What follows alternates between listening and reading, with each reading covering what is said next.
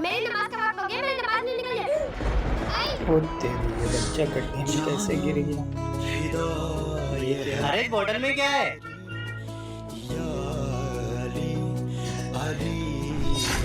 अरे वाह, खजाने का नक्शा। अब तो मैं बहुत अमीर हो जाऊंगा। नक्शा।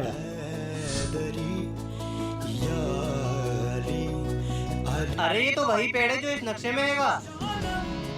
कोई मेरी मदद करो, बचाओ मुझे। अरे बेटा, तुम यहाँ इस गड्ढे में क्या कर रहे हो? भाई मुझे बचाओ, मैं यहाँ गिर गया। चल बेटा, मेरा हाथ पकड़। भाई ये रास्ता तो बंद है, आप यहाँ तक कैसे पहुँचे? अरे बेटा, मैं तो ये नक्शा, अरे मेरे हाथ में से वो नक्शा कहाँ गया? अल्लाह, मैं तो अपने घर से नमाज पढ़ने के लिए निकला था, तू ही कुछ मदद फरमा। बेशक अल्लाह सबकी मदद करेगा। बेशक अल्लाह अपने बंदे की मदद जरूर करता है। वीडियो अच्छी लगे तो एक लाइक जरूर करना।